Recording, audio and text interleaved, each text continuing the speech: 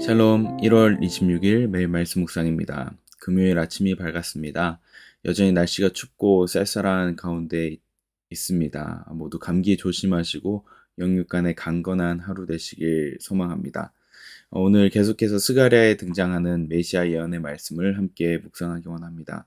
오늘은 12장 9절에서 10절 말씀 제가 먼저 봉독하고 말씀 나누겠습니다. 그날이 오면 내가 예루살렘을 치러 오는 모든 이방 나라를 멸망시키고 말겠다. 그러나 내가 다윗 지방과 예루살렘에 사는 사람들에게 은혜를 구하는 영과 용서를 비는 영을 부어주겠다. 그러면 그들은 곧 그들이 찔러 죽인 그를 바라보고서 외아들을 잃고 슬피 울듯이 슬피 울며 맏아들을 잃고 슬퍼하듯이 슬퍼할 것이다. 아멘. 지난주에는 배반당하시는 메시아에 대한 말씀을 나누었습니다. 오늘은 찌름을 당한 메시아 그리고 그를 바라보는 이스라엘 백성들에 대한 내용의 말씀입니다. 12장에 보면 그날이라는 단어가 많이 등장합니다. 오늘도 9절에 보면 그날이 오면이라고 등장하는데요. 이 그날은 하나님이 모든 것들을 온전케 하시는 날로서 예언서에 많이 등장하는 표현입니다. 바로 하나님의 날, 그분이 모든 것들을 정산하시고 새롭게 하시는 날, 그리고 정리하시고 또 하나님의 삶을 완성시키는 날로서 그날이라는 표현이 등장합니다. 즉 여전히 현실은 변하지 않았지만 하나님께서는 지금도 하나님의 일을 하고 계시고 마침내 그분의 뜻을 이루시는 그 날을 이야기하는 것입니다. 12장에 보면 총 6번의 그날이 등장합니다. 이 그날이라 함은 하나님께서 예루살렘 그리고 이스라엘 백성들에게 하실 일들에 대한 내용들을 정리하고 있습니다. 첫 번째로는 3절에 등장하는데요. 이는 예루살렘을 보호하시는 하나님에 대한 내용이고요. 두 번째는 4절에 보면 예루살렘을 공격하는 자들을 벌하시는 하나님을 이야기합니다. 또 세 번째는 6절에 등장하는데 유다의 지도자들을 강하게 하셔서 적국을 승리하게 하는, 적국에 대항해서 승리케 하시는 하나님을 묘사하고 있습니다. 네 번째로는 8절에 등장하는데요. 바로 예루살렘의 가장 약한 자도 마치 다윗처럼 강하게 하신다는 말씀입니다. 즉 모든 사람들이 하나님 안에서 강건하여진다는 뜻입니다. 다섯 번째로는 예루살렘을 치는 모든 나라를 멸망시킨다는 말이 오늘 본문에 등장하고요. 그리고 마지막으로 여섯 번째는 11절에 보면 예루살렘에 있는 모든 백성들이 슬프게 울 것이다 라고 기록되어 있습니다. 다섯 번째와 여섯 번째를 제외하고서는 그날에 있는 모든 내용들은 바로 하나님께서 승리케 하신다는 말로써 기록되어 있습니다. 즉 우리의 일상과 우리 현실의 삶에서 하나님께서 우리의 모든 현실의 문제들을 바로 잡으시는 날로서 그날을 이야기하십니다. 이것은 무엇을 이야기합니까?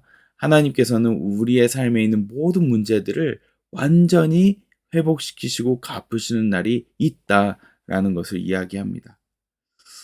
그 의미로서 예루살렘을 보호하시고 그들을 공격하는 자들을 벌하시고 또 유다의 지도자들을 강하게 하시고 승리케 하시는 이 승리의 약속이 바로 그날에 이루어진다는 것입니다. 그런데 오늘 본문은 조금은 생뚱맞은 조금은 맥락과는 다른 그런 내용의 말씀이 등장합니다. 9절에 보면 그날이 오면 내가 예루살렘을 치러 오는 모든 이방 나라를 멸망시키고 말겠다 라고는 말씀으로 시작됩니다. 네, 그렇습니다.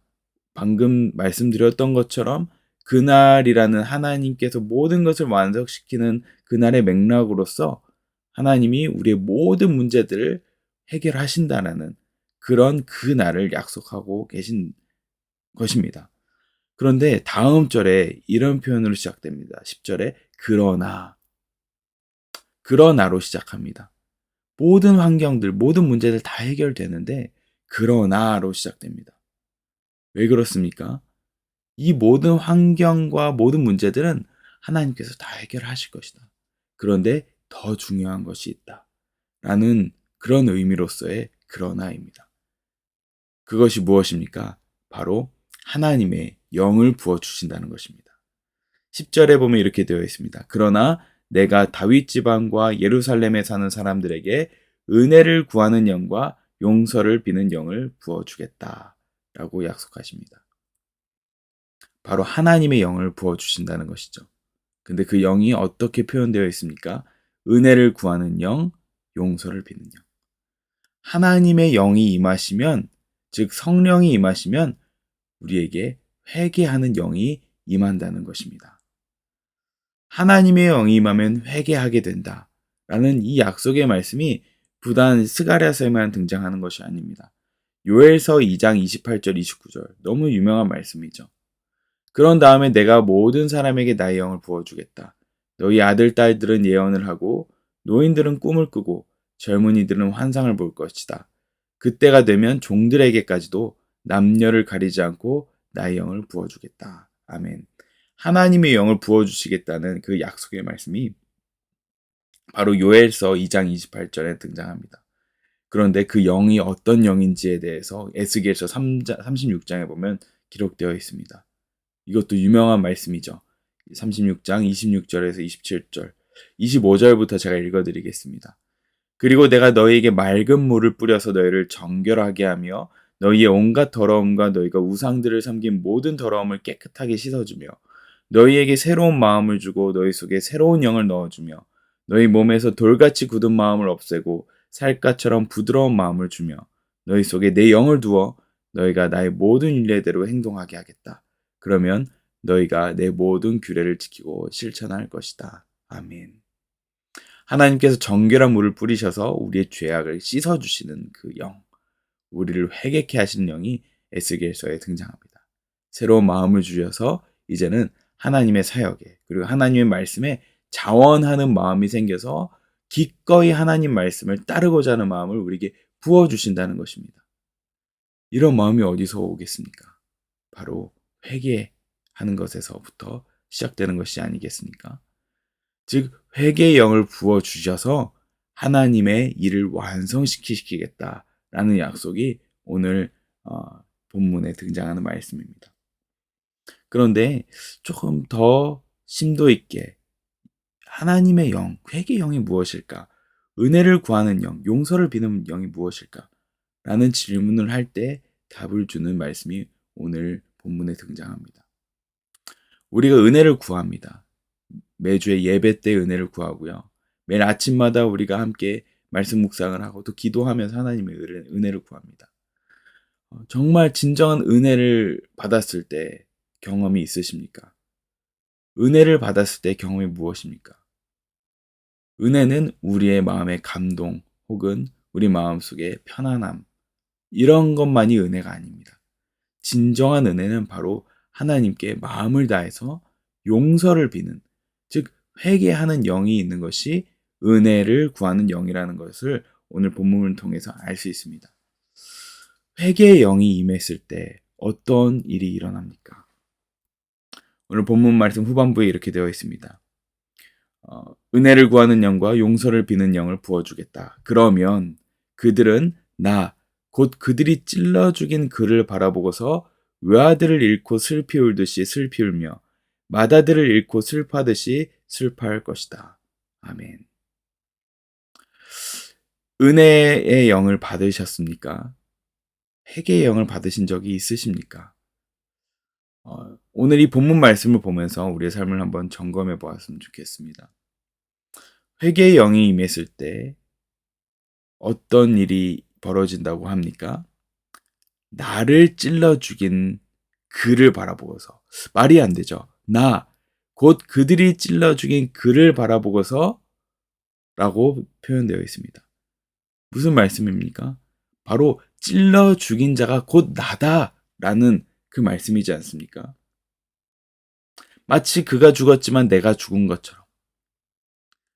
그 마음을 누가 느낄 수 있습니까? 바로 아버지와 아들 관계 아닙니까? 아들이 죽었을 때 아버지의 마음은 어떻겠습니까? 그런데 그 마음이 무슨 마음입니까? 그를 바라볼 때 외아들을 잃고 슬피 울듯이 슬피 울며 맏아들을 잃고 슬퍼하듯이 슬퍼한다고 이야기합니다. 이 말은 무슨 말입니까?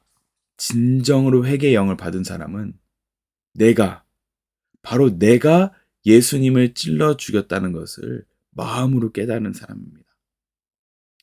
내가 예수님을 찔러 죽여서 나 때문에 예수님이 돌아가셨다고 내 마음으로 깨닫는 것. 그래서 내 마음이 견딜 수 없어서 슬퍼하며 우는 것이라고 이야기하고 있습니다. 우리가 기도하면서 운 적이 많이 있을 것입니다. 그런데 그 울음이 이 회개의 울음이었습니까? 아니면 나의 연민의 울음이었습니까? 내 스스로가 그냥 속상해서 우는 울음이었습니까? 스스로 불쌍히 여겨서 울은 울음이었습니까?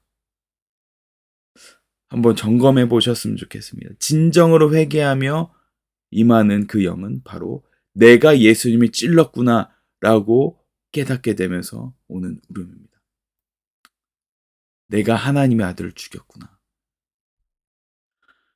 내 자녀를 내 손으로 죽였을 때 상상도 할 수 없는 그 일이 벌어졌을 때 정말 오열하지 않겠습니까? 내 실수로, 내 착오로 내 자녀가 해를 당했을 때 그 마음은 어떻게 말로 표현할 수 있겠습니까? 저희 아들이 태어난 다음 날 저의 정지현 사모가 그 병실에서 있을 때였습니다. 정말 고생하고 힘들고 어려운 시간이었죠. 아이를 출산하고 나서 너무 기쁘지만 한편으로는 몸이 아프고 지친 그 상태. 그런데 그렇게 힘들게 있고 또 기쁨과 힘듦이 교차하는 그 순간에 기쁨 아이를 보고 올라오고 정말 마음이 좋은 그 상황에서 복도에 있는데 갑자기 병실 어느 곳에서 한 어머니가 오열하면서 마치 짐승처럼 울부짖는 소리를 들었습니다.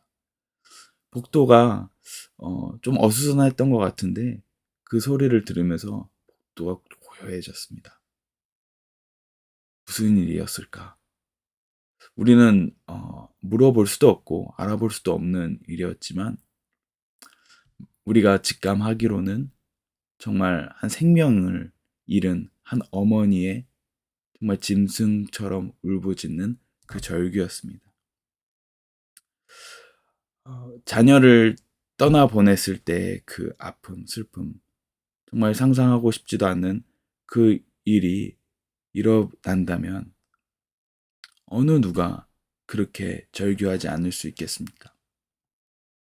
그런데 하나님의 영이 임하면 용서를 비는 영, 회개의 영이 임하면 마치 내가 그 아들을, 내 자녀를 찔러 죽인 것처럼 그 아들을 잃고 슬피 울듯이 울며 또 이렇게 되어 있습니다. 맏아들을 잃고 슬퍼하듯이 슬퍼할 것이다. 라고 기록되어 있습니다. 우리는 너무 잘 알고 있습니다. 오랜 시간 신앙생활을 하고 또 많은 곳에서 예수님께서 내 죄를 위해 돌아가셨다는 것은 머리로는 알고 있죠. 그러나 그것 아십니까?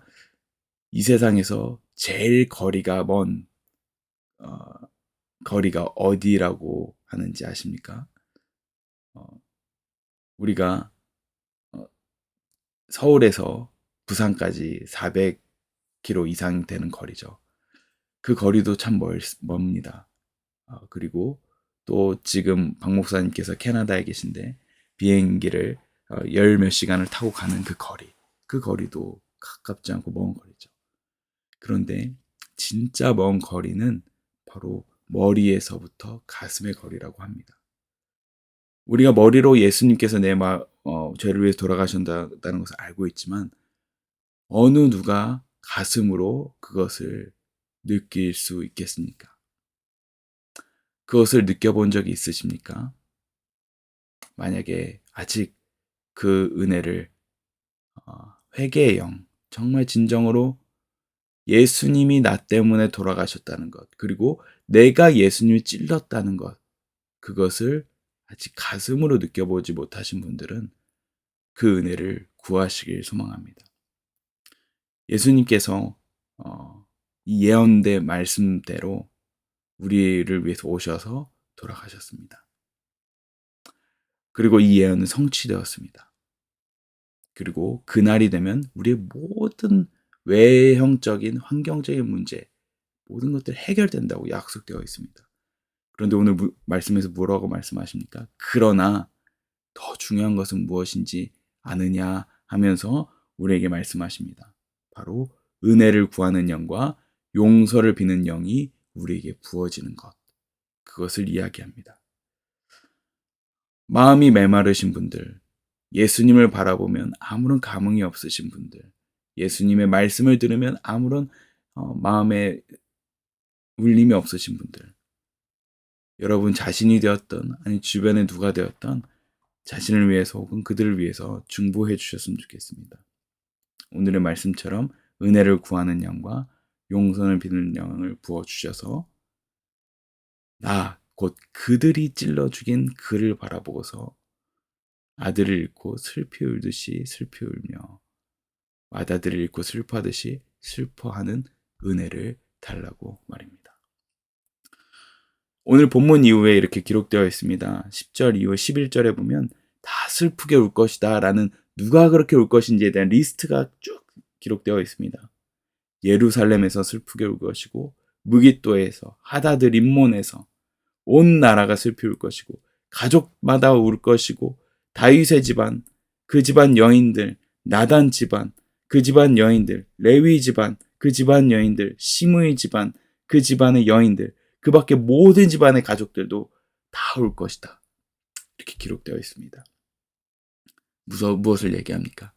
저와 여러분뿐만 아니라 온 가족이 이 회개의 영이 임할 것이라고, 우리 공동체 가운데 이 회개의 영이 임할 것이라고 약속하고 있는 것입니다. 저와 여러분들이 이 말씀을 가지고 소망을 가지셨으면 좋겠습니다. 우리에게 이 회개의 영이 임하게 해달라고 말입니다. 우리 가족들, 또 우리 공동체, 우리 지체들, 또 다음 세대들 모두가 이 은혜, 용서의 은혜를 경험하는 그날을 경험하시길, 올해 그 일들이 벌어지기를 기대하면서 중보해 주셨으면 좋겠습니다. 오늘 하루 하나님께서 기도의 자리 가운데 또 말씀의 자리 가운데 나아갈 때 이 은혜를 우리에게 쏟아 부어 주시길 주님의 이름으로 축복합니다. 기도하겠습니다. 하나님 아버지 감사합니다. 말씀대로 오신 그 예수님께서 이미 구약의 말씀에 우리에게 어떤 은혜를 부어주실지 예언하여 주셨습니다. 주님, 혹시나 아직 그 예언이 성취되지 않은 분들이 있다면 주님 이 시간 속히 그 은혜를 부어주시고 그 예수님을 따르는 자들에게 머리가 아닌 가슴으로 예수님의 사랑을 깨달아서 주님 앞에서 내가 예수님을 찔러 죽였구나, 내가 예수님을 못 박았구나 라는 그것을 마음으로 깨닫고 주님 앞에 엎드려 회개해서 진정한 자유를 얻고 회복을 경험할 수 있는 그 은혜를 우리에게 허락하여 주시옵소서. 감사드리며 예수님 이름으로 기도합니다. 아멘.